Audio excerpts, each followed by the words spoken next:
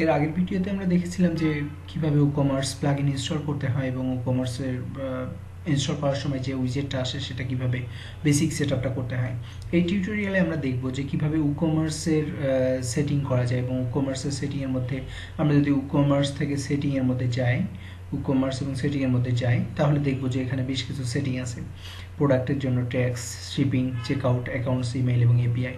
তো এর মধ্যে আমরা এই টিউটোরিয়ালে দেখব যে কিভাবে জেনারেল সেটিংয়ের এই অপশনগুলো কিভাবে সেট করতে হয়।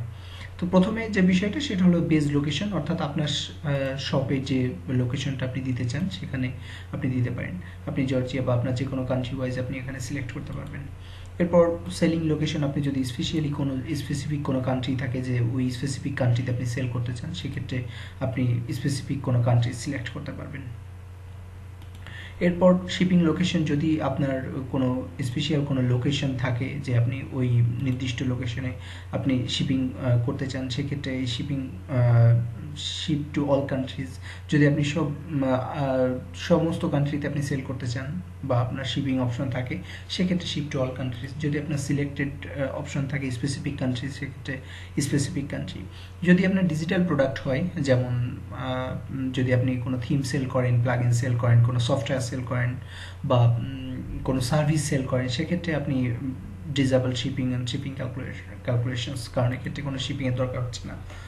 এরপর ডিফল্ট কাস্টমার লোকেশন, যদি আপনি কোনো কাস্টমার লোকেশন ট্র্যাক করতে চান জিও লোকেশন দিয়ে, এবং এরপরে যদি আপনি সব বেজ অ্যাড্রেস যদি আপনার অ্যাড্রেস অনুযায়ী করতে চান, সেক্ষেত্রে জিও লোকের যদি তার আইপি অ্যাড্রেস বেস করে যদি সে লোকেশন ট্র্যাক করে তাহলে সেক্ষেত্রে, এবং যদি আপনি ক্যাশিং সাপোর্ট দিয়ে রাখেন তাহলে এটা।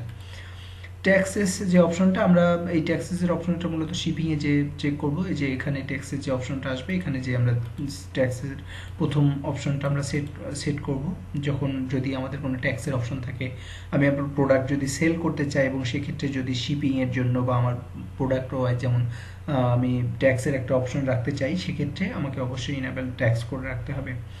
এরপর আরেকটা ফিল্ড হচ্ছে যে যদি আমি স্টোর নোটিশ কোনো নোটিশ যদি আমি দিয়ে রাখতে চাই সাইটে, যেমন আমি যদি এটা সিলেক্ট করি তাহলে ফেস্টিভ, আমি একটা যে কোনো টেক্সট আমি এখানে লিখে দিতে পারি। Festive bundle bootstrap 44 bootstrap templates only at $20। যদি আমি কোনো স্টোর নোটিশ শো করতে চাই তাহলে সেক্ষেত্রে এটা যদি আমি লিখে এখানে সেভ চেঞ্জেস দিই এবং আমি যদি একটু স্টোরটা দেখি, তাহলে আমি দেখবো যে এখানে কিন্তু একটা নোটিশ শো করতেছে। যদি আমি নোটিশটা অফ করতে চাই তাহলে ডিসেবল নোটিস। ওকে।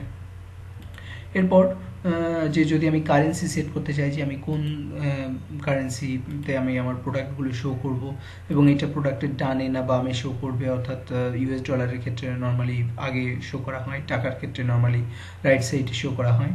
এবং এরপর যে 1000 সেপারেটর, আপনি 1000 সেপারেটর অর্থাৎ 1000-এর পরে আপনি কিভাবে সেপারেটরটা দিবেন, এগুলো নাম্বার কতগুলো, অর্থাৎ আপনার দশমিকের পরে কতগুলো ডিজিট আপনি বসাবেন সেগুলো শো করার জন্য, এবং এভাবে দেওয়ার পরে সেভ চেঞ্জেস। এরপরের টিউটোরিয়ালে আমরা যেটা দেখব সেটা হলো যে কিভাবে প্রোডাক্টের সেটিংটা করতে হয়।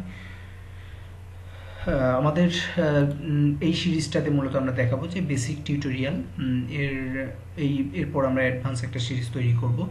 তো আমাদের সাথে থাকুন, আমাদের ফেসবুক গ্রুপ, ফেসবুক পেজ এবং আমাদের ইউটিউব চ্যানেল সাবস্ক্রাইব করুন, আমাদের সাথেই থাকুন। থ্যাংক ইউ, ধন্যবাদ।